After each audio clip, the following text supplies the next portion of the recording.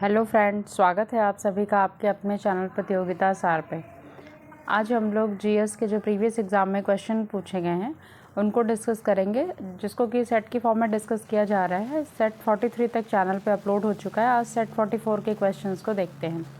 25 questions हैं एक set में, जो कि मिसलेनियस सेक्शन से है। इसमें हिस्ट्री, पॉलिटी, ज्योग्राफी और साइंस के क्वेश्चन इंक्लूड हैं। ये प्रीवियस एग्ज़ाम में पूछे गए हैं और आने वाले एग्ज़ाम के दृष्टिकोण से बहुत ही ज़्यादा महत्वपूर्ण है। तो अगर आप लोग गवर्नमेंट एग्ज़ाम की प्रिपरेशन कर रहे हैं तो ये सीरीज़ आपके लिए बहुत ही हेल्पफुल है। आप एज अ रिवाइज इसको देख सकते हैं। चलिए स्टार्ट करते हैं। पहला क्वेश्चन, नालंदा विश्वविद्यालय के संस्थापक कौन थे? तो कुमारगुप्त थे। कुछ एडिशनल फैक्ट भी देखते चलेंगे साथ में कि अगर क्वेश्चन उससे बने तो आप लोग सॉल्व कर सकें। कुमारगुप्त ने देखिए 5वीं शताब्दी ईस्वी में नालंदा विश्वविद्यालय की स्थापना की थी। उन्हें शारदित्य भी कहा जाता था। ये क्वेश्चन बन सकता है कि शारदित्य किस शासक को बोलते थे, तो कुमारगुप्त आपका आंसर होगा। अगला क्वेश्चन है, वह सुल्तान जिसने साम्राज्य की सीमाओं की सुरक्षा हेतु एक विशेष सेना को नियुक्त किया था, तो आपका आंसर हो जाएगा अलाउद्दीन खिलजी। थोड़ा सा अलाउद्दीन खिलजी के बारे में देख लेते हैं कि अलाउद्दीन खिलजी यह दिल्ली का सुल्तान था। वह भारत के खिलजी वंश का दूसरा शासक था। वह अपने ससुर खिलजी वंश के संस्थापक जलालुद्दीन खिलजी की हत्या करके एक शक्तिशाली मुस्लिम शासक बन गया था। अलाउद्दीन खिलजी 1296 से लेकर 1316 ईस्वी के बीच शासन इसने किया था और अपने शासन के दौरान अलाउद्दीन खिलजी ने जारन, मंजूर, सिविस्तान, किली, दिल्ली और अमरोहा में मंगोलों के खिलाफ अभियानों का नेतृत्व किया था। अलाउद्दीन खिलजी ने रणथंबोर और गुजरात, चित्तौड़, मालवा, जालौर और सिवाना जैसे हिंदू राज्यों पर भी हमला किया था। और मलिक काफूर, एक हिंदू, ने अलाउद्दीन खिलजी की मृत्यु के बाद खिलजी प्रशासन को जारी रखा था। तो ये आपके कुछ एडिशनल जो है फैक्ट्स हो गए। अगला क्वेश्चन देखते हैं, अकबर ने दीन इलाही कब प्रारंभ किया था? तो अकबर के द्वारा दीन इलाही 1582 ईस्वी में प्रारंभ किया गया था। देखिए दीन इलाही क्या है, यह जो है मुग़ल सम्राट अकबर द्वारा एक समरूप धर्म बनाया गया था जिसमें सभी धर्मों के मूल तत्वों को डाला गया था। इसमें मुख्य रूप से हिंदू एवं इस्लाम धर्म के जो है तत्वों को डाला गया था। इसके अलावा पारसी, जैन और ईसाई धर्म के मूल विचारों को भी इसमें सम्मिलित किया गया था। हालांकि उसने इस धर्म का ज़्यादा प्रचार नहीं किया था, कुछ विश्वस्त लोगों को इसमें शामिल किया था। इसमें कहा जाता है कि अकबर के अलावा केवल जो बीरबल ही थे वो मृत्यु तक इसके अनुयायी थे।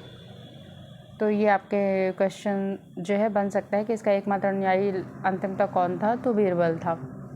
क्वेश्चन नंबर 4 है, बैथ्यून कॉलेज के पहले सचिव कौन थे? तो ईश्वर चंद्र विद्यासागर थे। देखिए बैथ्यून कॉलेज भारत के कोलकाता में विधान सरानी पर स्थित एक महिला कॉलेज है और कलकत्ता विश्वविद्यालय से इसका संबंध है और यह भारत का सबसे पुराना महिला कॉलेज है। इसकी स्थापना 1849 में लड़कियों के स्कूल के रूप में और 1879 में एक कॉलेज के रूप में की गई थी। अगला क्वेश्चन है आपका 5, भारत में नारी आंदोलन किसकी प्रेरणा से प्रारंभ हुआ था? तो जो नारी आंदोलन था यह ज्योतिबा फुले की प्रेरणा से प्रारंभ हुआ था। देखिए ज्योतिबा फुले मानते थे कि महिलाओं एवं दलितों का उत्थान करके ही सामाजिक बुराइयों को दूर किया जा सकता है। 1848 में इन्होंने लड़कियों के लिए एक स्कूल भी खोला था। यह लड़कियों के लिए भारत का प्रथम स्कूल था। आधुनिक भारत में महिला आंदोलन की प्रेरणा स्रोत रामाबाई रानाडे रही हैं। क्वेश्चन नंबर 6, भारतीय स्वतंत्रता अधिनियम ब्रिटिश संसद द्वारा कब पारित किया गया था? तो जुलाई 1947 में पारित हुआ था। क्वेश्चन नंबर देखिए 7, भारतीय दुर्भिक्ष संहिता 1883 का निर्माण किया गया था किस आयोग की सिफारिश पे? तो स्ट्रेची आयोग ने किया था। देखिए स्ट्रेची कमीशन या स्ट्रेची आयोग क्या था? यह 1878 में सर रिचर्ड स्ट्रेची की अध्यक्षता में स्थापित किया गया था। कमीशन ने अकाल की स्थिति में खाद्य व्यापार में राज्य के हस्तक्षेप की सिफारिश की थी। स्ट्रेची कमीशन की सिफारिश के आधार पर आया था जिसके आधार पर एक अकाल कोड विकसित किया गया था।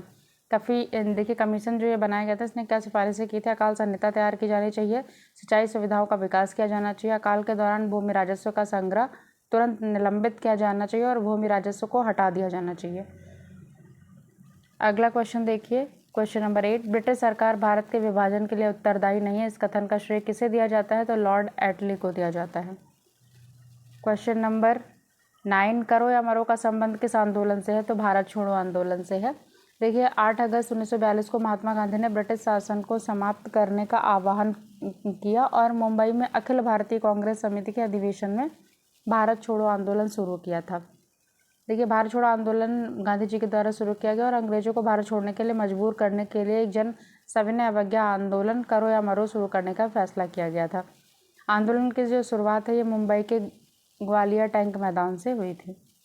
क्वेश्चन नंबर 10, INA दिमाग के उपज थी और इसकी स्थापना किसने की थी? तो यह जो है INA जो है मोहन सिंह के दिमाग के उपज थी, उन्होंने इसकी स्थापना की थी। क्वेश्चन नंबर 11 देखिए, मौलिक अधिकार के अंतर्गत बच्चों के शोषण से संबंधित अधिकार किस अनुच्छेद में है? तो अनुच्छेद 24 के अंतर्गत है। क्वेश्चन नंबर 12, भारत के उपराष्ट्रपति का चुनाव कैसे होता है? तो लोकसभा और राज्यसभा के सांसदों द्वारा सीधे चुनाव किया जाता है उपराष्ट्रपति का। क्वेश्चन नंबर 13, प्राक्कलन समिति किसके द्वारा गठित की जाती है? तो लोकसभा के सदस्यों द्वारा गठित की जाती है। देखिए पहले आखिर प्राक्कलन समिति है क्या? तो यह समिति संसद के माध्यम से सरकार द्वारा प्राप्त किए गए धन के व्ययों के अनुमान की जांच पड़ताल करती है। यह स्थायी मितव्ययिता समिति के रूप में भी कार्य करती है और इसकी आलोचना या सुझाव सरकारी फिजूल खर्ची पर रोक लगाने का काम करते हैं। क्वेश्चन नंबर 14, योजना आयोग की स्थापना कब हुई थी? तो मार्च 1950 में हुई थी। क्वेश्चन नंबर 15, पंचायती राज का मुख्य उद्देश्य क्या है? तो लोगों को विकास मूलक प्रशासन में भागीदारी के योग्य बनाना। क्वेश्चन नंबर 16 देखिए, प्रथम भारतीय नारी जो एवरेस्ट शिखर पर चढ़ने में सफल हुई थी तो बछेंद्री पाल है। क्वेश्चन नंबर 17, कार्डामॉम पहाड़ियाँ जिन राज्यों की सीमाओं पर स्थित है वह हैं? तो केरल एवं तमिलनाडु की राज्य की सीमाओं के मध्य में कार्डामॉम पहाड़ियाँ हैं। क्वेश्चन नंबर 18, वह झील जो तंजानिया और युगांडा के बीच में अंतर्राष्ट्रीय सीमा बनाती है तो विक्टोरिया झील है। क्वेश्चन नंबर 19, इनुइट लोग कहाँ पाए जाते हैं? तो कनाडा, रूस एवं अलास्का से। क्वेश्चन नंबर 20, सर्वाधिक उत्तरी दक्षिणी अक्षांशीय लंबाई सीमा वाला देश कौन सा है? तो चिली है। क्वेश्चन नंबर 21, जब दो लोग आपस में बात करते हैं तब जो ध्वनि उत्पन्न होती है वह कितने डेसिबल की होती है? तो 30 डेसिबल की। क्वेश्चन नंबर 22, कार के इंजन में जो है नौकरी से बचाने के लिए, नौकरी नहीं है जो नॉक वाला है, वो नौकरी से बचाने के लिए क्या प्रयोग में लाया जाता है? तो tetra ethyl lead. Question number 23, aspirin मिलती है तो यह एक पेड़ से मिलती है जो कि विलो, उसका नाम है, विलो वृक्ष की छाल से जो है एस्पिरिन दवा बनाई जाती है, एक दर्द निवारक दवा है और यह अंटार्कटिका और ऑस्ट्रेलिया के अलावा दुनिया भर में पाए जाने वाला एक हर्बल औषधीय वृक्ष है और सिर दर्द बुखार इसमें इसका प्रयोग किया जाता है। क्वेश्चन नंबर 24, साबुन ग्रीस को कैसे हटाया जाता है? तो पायसीकरण के द्वारा हटाते हैं। देखिए पायसीकरण क्या है? यह एक ऐसी प्रक्रिया होती है जिसमें दो अमिश्रणीय तरल पदार्थ एक पायस बनाते हैं। इसलिए अगर अमिश्रणीय तरल पदार्थ आपस में नहीं मिलते हैं तो हमें बाहरी एजेंट की मदद की ज़रूरत होती है। इमल्सीफायर इमल्सन्स को स्थिर करके पायसीकरण की प्रक्रिया में मदद करता है। क्वेश्चन नंबर 25, चूहे मारने का जहर जिस रासायनिक पदार्थ से बनता है वह कौन सा है? तो पोटेशियम साइनाइड। आज के मोस्ट इम्पॉर्टेंट 25 क्वेश्चंस जो है आपके ख़त्म हो गए हैं। आज के सेशन को यहीं पे समाप्त करते हैं और वीडियो अगर आप लोग को पसंद आती है तो लाइक कीजिए, चैनल को सब्सक्राइब करें, अपने दोस्तों के साथ ज़्यादा से ज़्यादा शेयर करें। आप लोगों के शेयर और कमेंट से हमें मोटिवेशन मिलता है काम करने का। चलिए आज के सेशन को यहीं पे समाप्त करते हैं। Thank you.